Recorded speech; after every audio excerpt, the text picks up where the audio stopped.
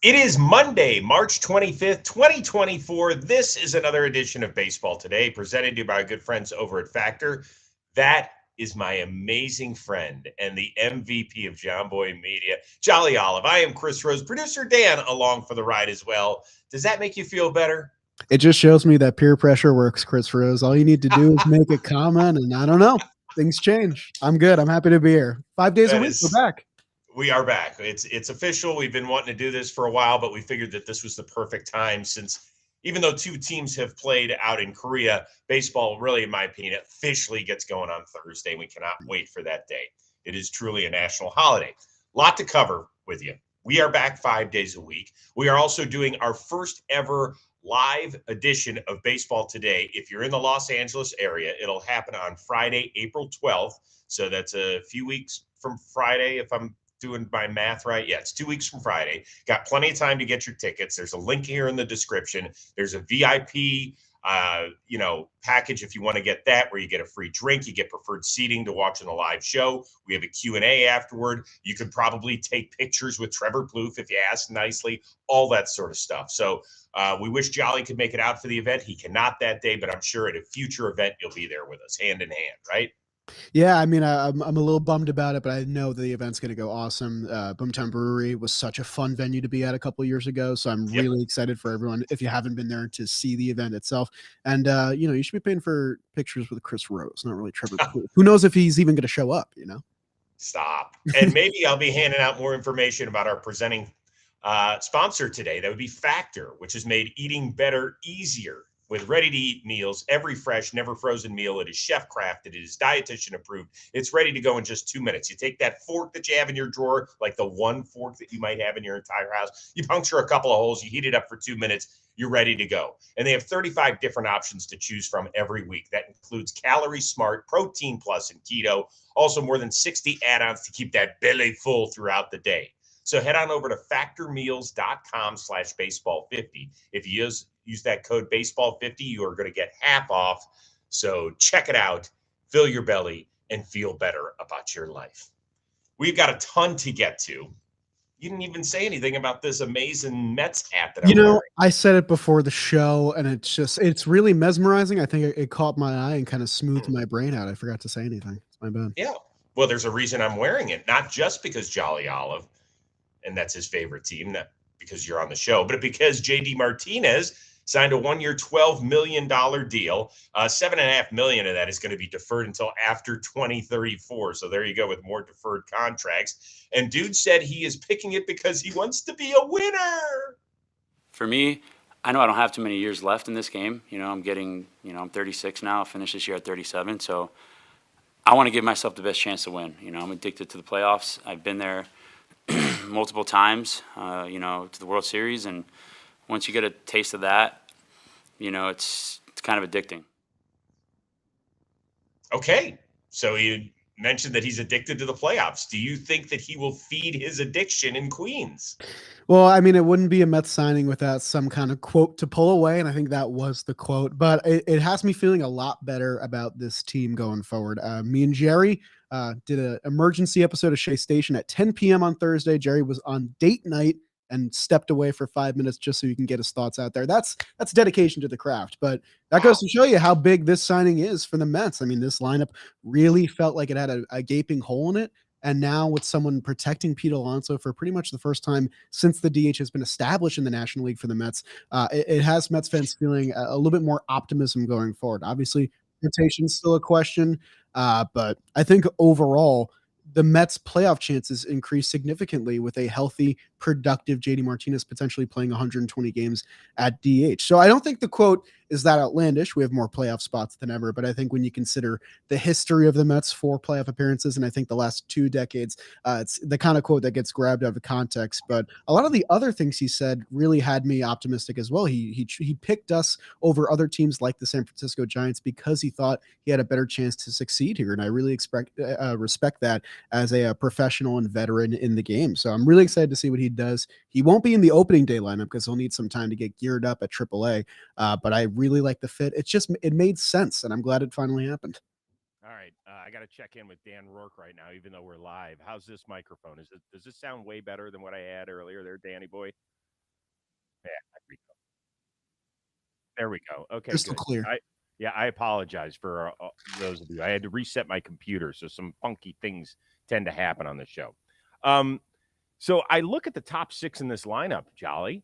Pretty good. It's pretty good. Obviously, the starting rotation it's a concern. Yeah. It just is, right? Without Kodai Senga for God knows how long, it could be a little bit of a mess. So the question is, can this offense hang with them and supply enough pop and enough runs so that maybe by midseason you guys are looking a little bit better in the rotation area? Maybe even you'll make a trade or two or what have you. I suppose the biggest problem I've got with the offense is that it's still the third best in the division, right? I mean, Atlanta's is just unbelievable, and Philly, as long as Bryce Harper's back, is intact. That's a pretty monstrous offense as well. So the question is, what sort of offense are you going to get from center and right and third base? And right? Definitely. Isn't that kind of those are the sore spots for you as a Mets fan? Yeah, I think 7, 8, 9 is kind of tough right now. I mean, you have Harrison Bader back there who hit well against lefties last year. Brett Beatty, we've kind of been waiting on the breakout. It could be this year. He's had a nice spring. And then Starling Marte, who I think is probably going to get DH time in the first 10 days of the season with JD being down. You need one of those guys to click because I think you can really believe in this top 6 between Lindor and Alonso. They're star players. You know what you're going to get. JD had a great year last year. Jeff McNeil, a batting title, in 2022. That's not that long ago. And then Nimmo, of course, has been great as well. I think you can buy into that top 6. And you mentioned it's the third best offense in the National League. I kind of still feel like third place is the ceiling for the Mets right now, but that also could still be, an 86 to 88 win team. And that's enough to get in the playoffs. It's just the NL East is very stacked. And I like the signing, especially because if things don't go according to plan, like you mentioned before, if they are making trades at the deadline, they still could be sellers with JD Martinez. It's a 1-year deal. They're only covering $4.5 million of the salary this year. So it's a very affordable contract. And if JD is having a good year, that could be a player that a lot of teams want. Like the Mets can still stay on track for their 2025 plan if things go awry this year between a lot of their starters on 1-year deals. JD Martinez now added to that group. So that's another reason to like the signing, but I think it gives them at least a chance in the first 3 months of the season to see if the offense is capable of carrying the load and see if they can get 5 good innings from their starters. It's a good fit, but we'll see where it stands 3 months from now. Yeah, I think he is going to feed his playoff appetite. Now, the question was in Queens, that one I just don't know about. You mentioned that between 86 and 88 wins, that has been enough to sneak into the playoffs for those bottom wildcard teams. Last year was 84. I think the year before that, maybe it was 87, was enough to make it into the playoffs. So, unless one of these, unless an extra Central team really surprises us, it might only be one team from the Central. Then It could be 3 teams from the East. Now, the West, to me, is really fascinating because you've got the Dodgers. Then you see what the Giants have added in recent weeks. The Padres, obviously the trade for Dylan Cease means that they mean business. And, oh, by the way, the Arizona Diamondbacks were in the World Series last year. I don't think we're going to get 4 teams. In fact, I know we're not going to get 4 teams from there. But could we get 3 teams that make it from the National League West? Yeah, I mean, you absolutely could. Giants spent more money than pretty much any other team besides the Dodgers. The Diamondbacks look great. I really liked what they did this offseason. And the Padres, I wasn't infatuated with, but then they added Dylan Cease. So, like, they kind of all did things to really, shore up their team. And that's going to kind of be the goal if you're the Mets. So usually the goal is beat the teams in your division. I kind of think the goal is you got to beat the teams in the West. Like the Braves and Phillies, there's levels there. They've proven that they are NLCS capable teams that have gone to the World Series recently. I think your goal is to beat the other wildcard teams now and just hope that third place in the National League East can be enough to get you maybe the 5th or 6th spot. Yeah. So to answer the question, I do believe that he will fill his playoff appetite. I do not believe it'll be in Queens, although I think they'll hang around. It's okay. I'm rooting for you because I like you, and I do like the Mets. I kind of like what they're doing, but I just don't see it. By the way, very quickly, Brett Beatty, you have to have higher than a 600 OPS, which he has not had in a single season yet. Starling Marte, you've got to play more than 130 games, which you haven't done since 2019. And Jeff McNeil, your OPS cannot fall 120 points like it did from 2022 to 2020. He's an even year guy. That's what I'm holding out hope for. That's good enough. I'll follow that. Now let's move on to the story that the entire sports world has been talking about. Just before 6 p.m. on Friday, their news dump, baseball did indeed announce that it is investigating gambling allegations against Shohei Ohtani's now former interpreter and good friend Ipe Mizuhara, as the story just keeps gaining steam.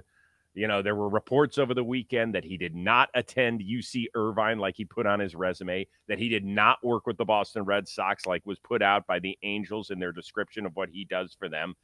So this continues to be all over the place. Major League Baseball has indeed opened an investigation. And today, as of Monday, Shohei Ohtani plans to speak to the media.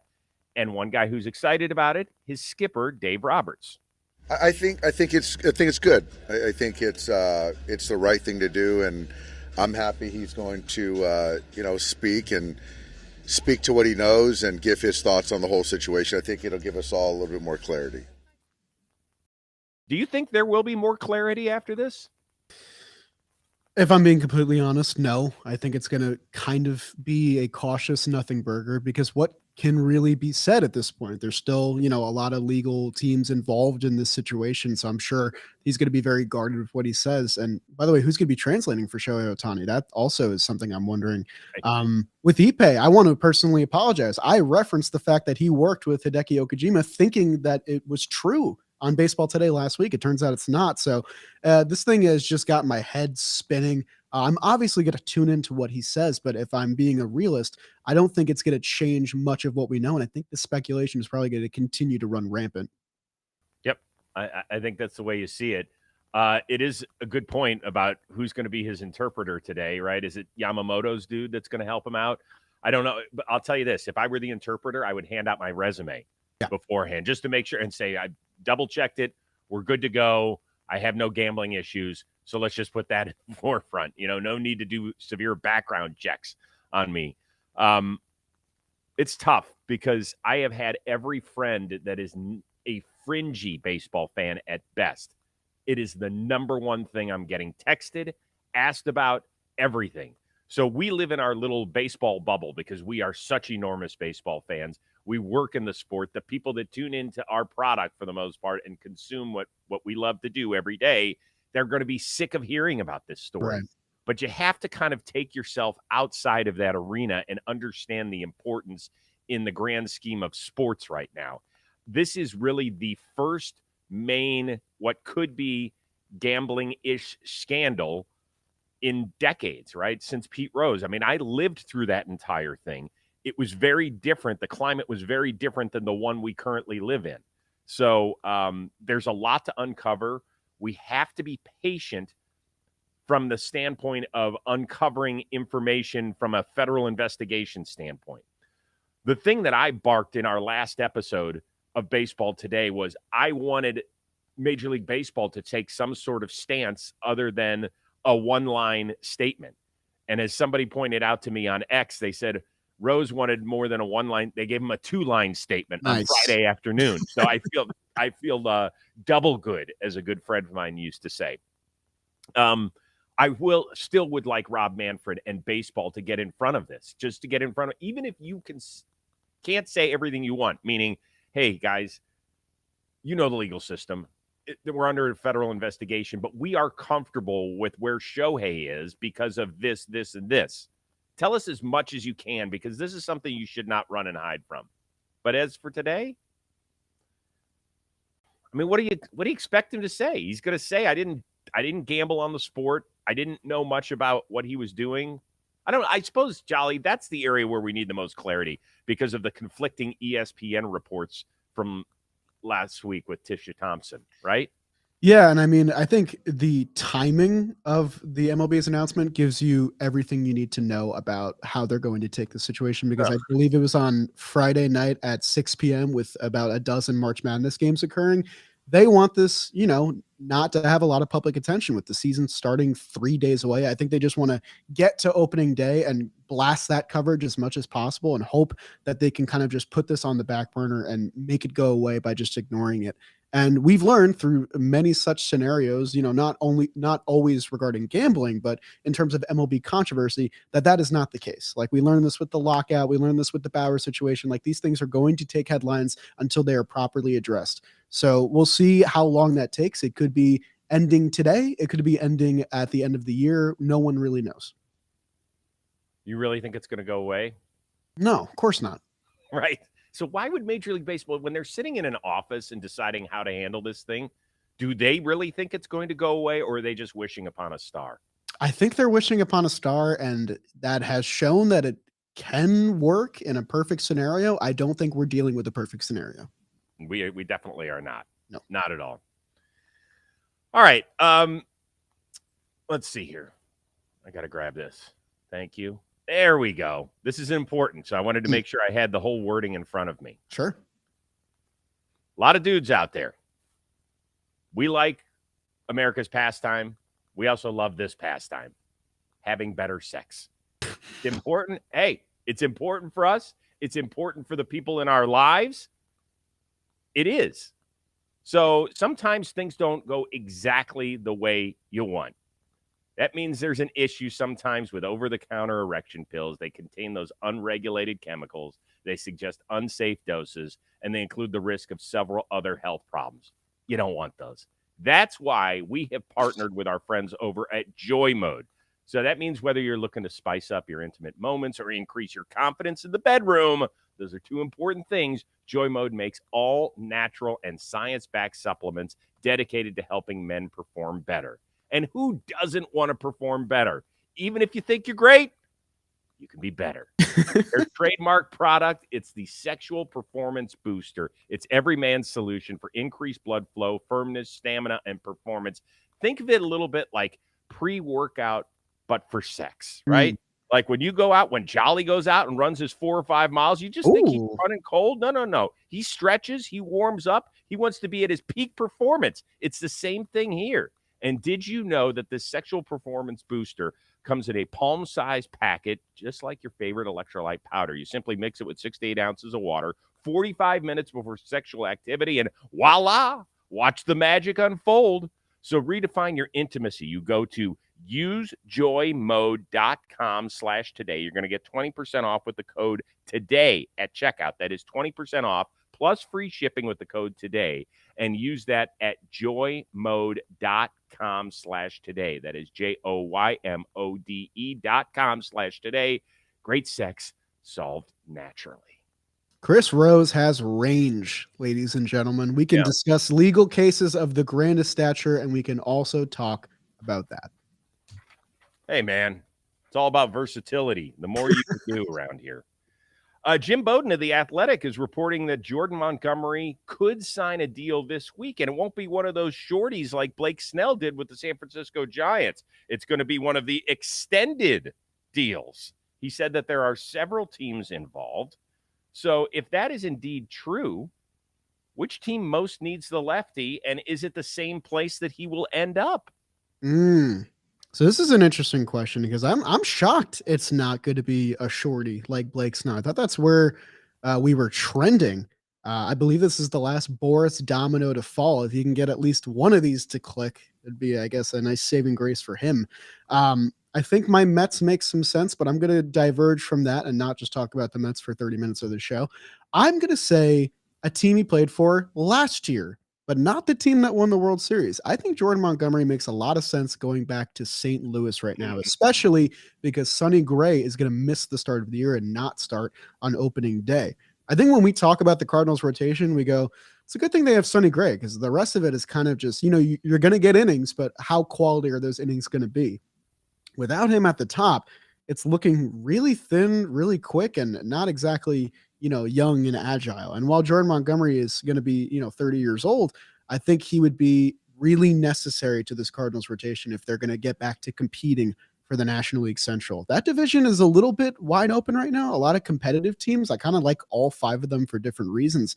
But I think the real thing holding back the Cardinals right now is that rotation.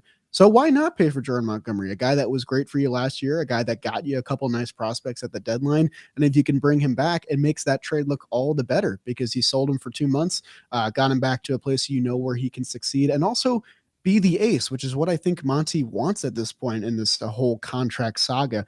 So I think the Cardinals make a lot of sense. I think they have money they can spend, even if they've spent a lot this offseason. And I think it would benefit their rotation a whole lot. Okay, good call. I like it. I think the place that needs him the most, the Baltimore Orioles. Yeah. Now, they obviously had a lot going on this weekend with the passing of their owner, Peter Angelos, who, although he did tremendous things in the Charm City, I mean, tremendous, making sure the team stayed in Baltimore, a wonderful philanthropist for that area. As far as being a baseball owner, it wasn't always great. Right. It has been even worse since it has now trickled down to his son. But now there's these two people who are going to come in and save the day, and they said they were going to take over with the passing of Peter Angelos. That just happened. Yeah. Go get your dude. Go get a guy who has been, in my opinion, getting better and better every year, makes a start every 5 days, and last year showed us that he can truly shine in the postseason. Now, I know that they still have a couple of lefties, right? John Means is coming back. And hopefully now in his first full year back from Tommy John, he can be a guy. Cole Irvin is certainly there. But why not go get this dude, not only for this year, but for future years as well, because you don't know exactly what's going to happen with Corbin Burns. He's in the last year of his contract. So I think that would be a wonderful, wonderful place for him to be. They really don't have big money tied up in anyone. In fact, they are only paying, I believe, 3 guys on their roster this year more than $10 million. 4 guys are going to make more, but James McCann, I think your Mets are still picking up like 90 cents of the dollar, there, right? something ridiculous. So they've got the money. Now, where he will end up, Houston. Really? Yeah, I think that's where he's going to end up, and so I think the Texas Rangers might rue this day if it does indeed happen. We know about the Verlander injury. Who knows about Urquidy's availability? I believe at this point they only have 7 starting pitchers on their 40-man roster. That is not good enough to get through an entire season. And it also means that it gives you a little more flexibility if Fromber is asking for the world. I think he's got 2 more years left on his original deal, and then he can be a free agent. So if you don't like what you're hearing out of his mouth, you could either trade him after this year or you could let him walk after 2 years. And there's not as much pain as if he just walks out the door and the cupboard's a little more bare. I really like the fit. I think it would be another Death Star move for these Astros. You mentioned they have 7 starters on the 40-man. I think they're all good when they're healthy, which is the crazy thing. But I do agree that having more depth would be really helpful to them. And what a move it would be. You know, if you're going to have this all-out war with the Rangers these next few years, why not make a statement by getting the guy that helped them win the World Series as one of your number 1 or number 2 pitchers? I like that fit a lot. My pick for the team, I think he's going to end up with, not so much the best fit. I think it's going to be the Los Angeles Angels. I think they have money to spend still. I think their ownership is in a weird spot. That's kind of been a link we've heard a lot with Blake Snell and Montgomery. And I kind of don't believe that they're just going to roll into the year kind of in this weird middle ground where they're letting the kids play and they don't really believe in their rotation. I don't think it's a good fit at all. But if we're talking like this is going to be a long-term deal, they're one of the few teams that kind of feels realistic. Like I think the Yankees could use someone like Monty. I don't think they're going to commit to a long-term deal. And I think a team like the Cardinals could really use Monty, but I'm still not sure what they think their window is. And I think they're going to believe that Sonny Gray will come back sooner than later. So for me, it's the Angels. I kind of would hate it because it kind of would mean that I think Monty would fall into obscurity for a few years a little bit. But somewhere in the AL West, that kind of feels like the most likely spot. And it might not be the Rangers, which is a lot of fun. Let's hope it happens over the next 24 to 48 hours. Could be fun. Ezequiel Tovar, congratulations. He gets extended by the Colorado Rockies after a massive rookie season. Reportedly 7 for $84 million is what it could max out. Just real quickly, the kid's 22. I checked in with Kelsey last night, who obviously still covers the Rockies on a daily basis, and she said they just love his consistency. He was a Gold Glove finalist last year. He tied for the most doubles in Rockies rookie history with new Hall of Famer Todd Helton. So he's a solid bat. He's a great kid, very quiet, but even keel. That's what they love most about him. Why not reward him? I think it's a good move by them. Yeah, I mean, it's nice when we get to talk about the Rockies in a positive light. And I was in their clubhouse last week. They were some of the nicest MLB players I've ever gotten to meet. They were super welcoming. Tovar is exactly as you described him. Very sweet guy. Was a little bit shy, didn't want to do most of the content stuff, but talked with us and was super nice. And I think his tools are going to come around. His glove is already there. He was 96th percentile in fielding run value. That's very good. You're an all-around fielder at the toughest position on the diamond, in my opinion. And I think the bat will come around. I think he got a little course affected. A 700 OPS around is a pretty good mark, but that only worked for a 77 OPS plus. 15 home runs, 11 steals. The big thing for me is, age 22 season, try and get those strikeouts down and get those walks up. But I think it's a cost-friendly deal. And if it does work out, you're getting, a premium defense shortstop at a really good price. And the Rockies certainly could use that going forward as they try and build together some semblance of a competitive team. So it's nice when they are spending money wisely, because we don't always get to say that teams, spend money frequently. The Rockies certainly do, just not always in the best vein. So when I saw this deal, I smiled. I liked it. Yeah, just 3 words for the Rockies, and it's been the same ones I've been uttering for 3 decades. Find some pitching. Give me one other name of a guy that might sign before Thursday. There's always a bunch of deals that are done before opening day. Just give me one quick one. I'm saying this from the heart, not so much the logical sense. I really hope someone picks up Zach Greinke. I don't really know who it's going to be. I hope that he finds a spot as a 5th starter and gets to that 3,000 strikeout plateau. Maybe the Royals, why not? I think Jordan Lyles didn't make the rotation, and they have a rookie going for that spot. So why not bring back Zach Greinke, give him 10 starts a run, and hopefully it works out from there. Okay, well, I butchered writing the question because I didn't give you clarity on that. I was saying which other young guy like a Tovar is going to get extended before the season. That was my. Instead, you went opposite. You went with a guy who I think was pitching in the 80s, and Zach Greinke. So he's a young spirit. Absolutely. Or at one point, he was a really young guy and could have gotten extended by the Royals right out of the gate. Well, I can answer the proper question if you want me to. It's not proper. It was my fault, not yours. Okay. My fault. Well, I hope it's someone on the Orioles, because we just talked about them potentially spending money on Monty. They're not spending money on the young guys, where it seems like every team is doing that. And they have the best crop, as far as I'm concerned. At least lock up one of these guys. I know Kowser just made the team. You could probably get something team-friendly there. I think Jackson Holliday knows better than to sign something team-friendly, because he's going to be a superstar by all accounts. So I'm going to say some Orioles position player. Fill in the blank. Take your pick. Right. Gunnar, Rutschman. Right, take your choice. I'm going to go with Evan Carter. Nice. And you know what you could do? You could give him just a little bit of money these next few years while Seager and Simeon and DeGrom are making so much money. And then by 2028, hit the blast off button. Sure. By then, he'll be in his mid-20s. Last year, he showed up at 21 years old. He only had 75 plate appearances during the regular season and then 72 more in their World Series run. That's a kid I would try to get right now. I believe he's married at the ripe old age of 21 or 22, whatever he is. Him and Holliday, right? They're both married? I think Holliday's engaged. I got to get on that, I guess. I don't know. Is 21 the new 26? I was married at, that's how old I was when I got married. But that was, times were different. Times were different back Zach then. Greinke was a rookie. Speaking of the Orioles, their GM Mike Elias said top prospect Jackson Holliday is, quote, very, very close to making the bigs, but it's not happening right now. Holliday was reassigned to minor league camp less than a week before opening day. Is that the right move or not by the Birds? I mean, does this not sound exactly like what Ross Atkins was saying when they were keeping down Vlad Guerrero Jr.? I don't think he's a major leaguer yet. Yes, except that the rules have changed now, Jolly. It actually benefits the team if a guy like this is on their opening day roster, because if he ends up winning the Rookie of the Year, then the team gets a bonus pick. Right. And it not only wipes out a year of control for the kid, but it also does benefit the team from that standpoint. Right. So it becomes a matter of how much you weigh it. If Jackson Holliday makes the opening day roster, he's kind of my pick to win AL Rookie of the Year. It's kind of a more open field than the National League. And that could take him down to 5 years of control, maybe 4. I'm not sure what the exact math is there. I think they realize the caliber of prospect they have on their hands, and they're going to try and do everything they can to keep him on their team for as long as possible. But why not just open up the checkbook and see what the number could be. Because I'm sure it's going to be really fun to be a Baltimore Oriole for these next 5 years. No reason why he'd want to leave.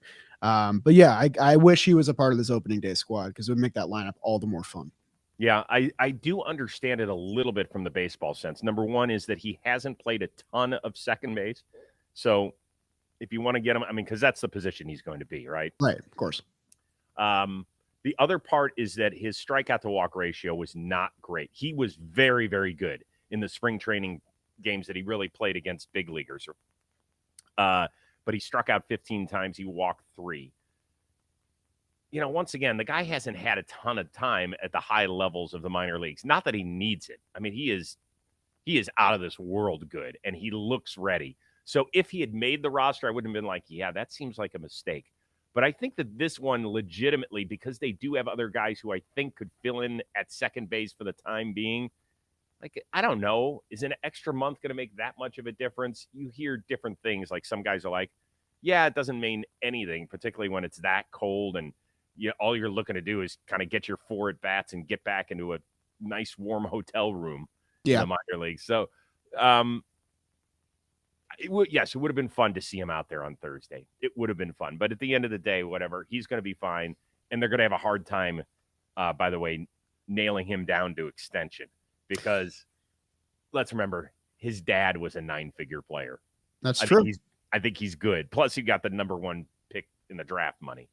I wouldn't wait too much time. And also, just want to shout out Jordan Westberg. It means he'll get a nice opportunity to play second base every day, his natural position. Let's see what he's capable of. It's a good problem to have. The Orioles have a ton of position players and not too many spots to put them in.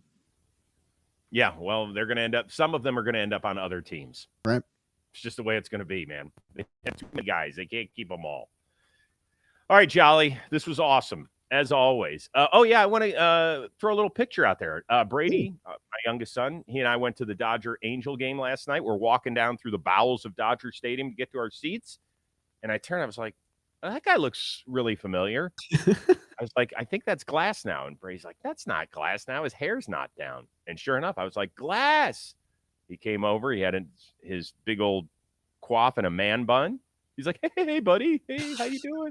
So it was good to see him. Good Glass now impression. Yeah, well, it's just easy. You want. And so it was good to see him. And we'll be talking to Miggy Rowe later today as well. We got a lot to talk to him about. Oh, yeah. Yeah, so the Rose rotation in full swing. By the way, Royce Lewis of the Minnesota. Yeah, I was going to say. I listened to the episode this morning. Loved it. Yes, yeah. So he was great. An A++ kid. You did an outstanding. I'm looking forward to watching your Saturday, your thing you released on Saturday. Yeah, my Royce Lewis pick. He's electric. The lights just went off in here. Don't know what that's about. Might be my cue to end the show, I guess. I guess that's it. Don't forget to get your VIP tickets to our live edition of Baseball Today coming your way 2 weeks from Friday at Boomtown Brewery in Los Angeles. Click on the link in the description. Go do that. Dan, do we still have a factor question of the week we got to get in later in the week as well? Oh, yeah, you could do that. But because we are going 5 days a week, you don't have to get your question in until Thursday. So challenge us. Let's have fun. Let's do it all. We're back doing 5 days a week. We're doing the show live every day. So make sure you join us. Just check in on what time we're going to be doing the show because we think we might have to slide the time a little bit, but we don't know exactly. So for our MVP of John Boy Media and my amazing friend Jolly Olive, and our one-of-a-kind producer, Dan Rourke, I am Chris Rose. We will see you Tuesday on Baseball Today, presented to you by Factor.